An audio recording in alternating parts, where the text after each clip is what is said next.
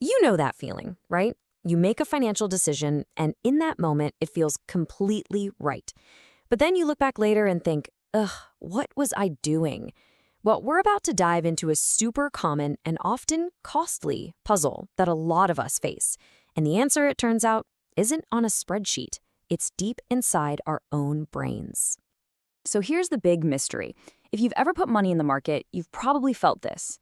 A stock you own goes up and your finger just itches to hit that sell button and lock in the profit. But when a stock goes down, you tell yourself, oh, it's fine. I'll just wait for it to bounce back.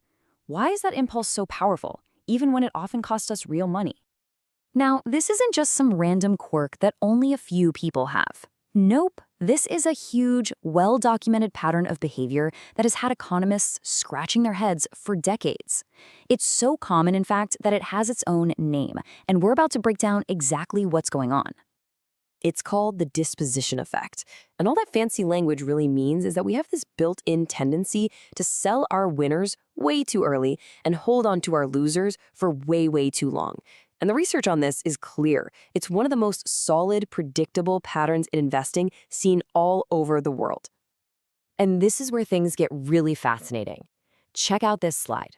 In a lot of markets, there's this thing called momentum.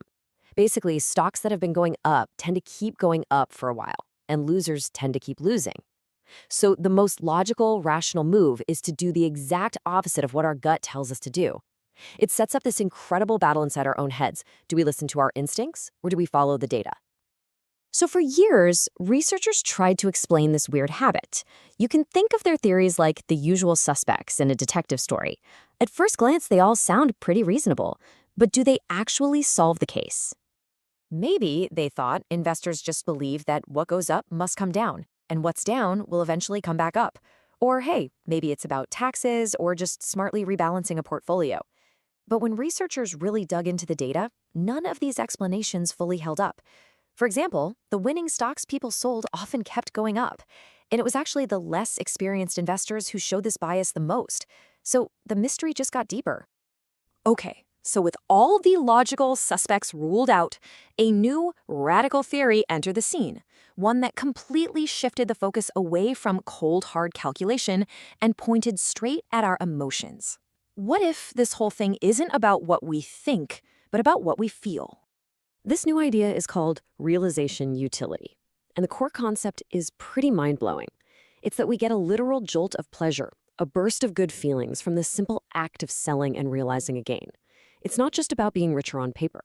The physical act of clicking sell and locking in that profit feels amazing. And on the flip side, locking in a loss feels uniquely awful.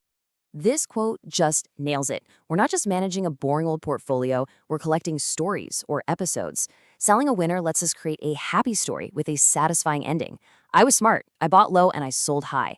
And we're constantly chasing that feeling, that great story, while desperately trying to avoid writing the painful one that ends in a loss. But come on, how do you actually prove a burst of utility? You can't just take people's word for it.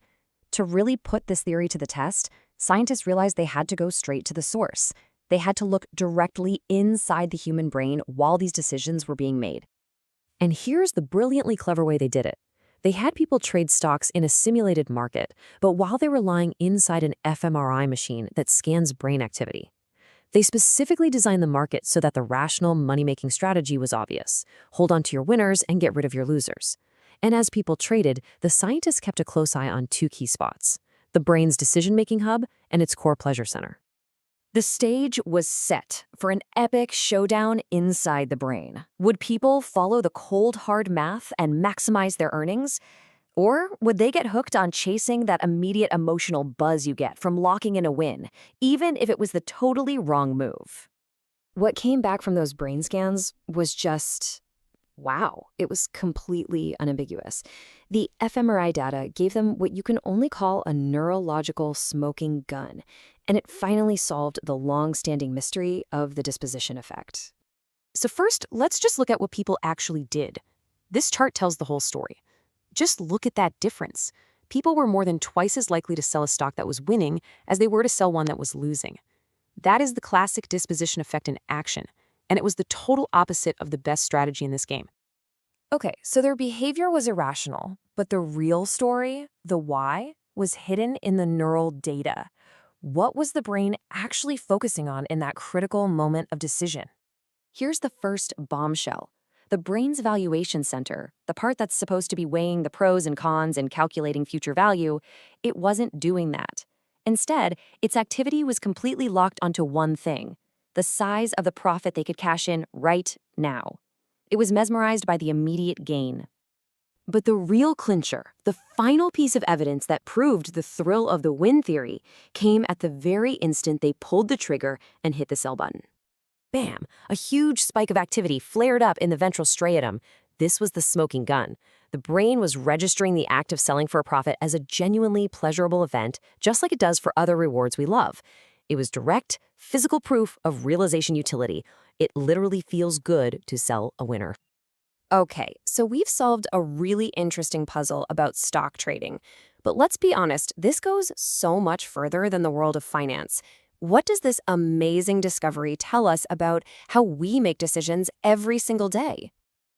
Well, the biggest takeaway here is that our brains are fundamentally wired to chase the immediate emotional payoff of a win. And that can lead us to make some pretty short-sighted choices, not just with money, but in our careers, in our relationships, everywhere. We might stick with a failing project because admitting defeat just hurts too much. Or we might cash in on a small success too early and miss out on a much bigger victory down the road. Just knowing this bias exists, knowing that your brain is chasing a feeling, that awareness is the first and most powerful step you can take to making smarter choices. And that leaves us with one final thought to chew on. The next time you're facing a really big decision, just pause for a second and ask yourself, am I really playing the long game here, or am I just chasing the thrill of a quick win?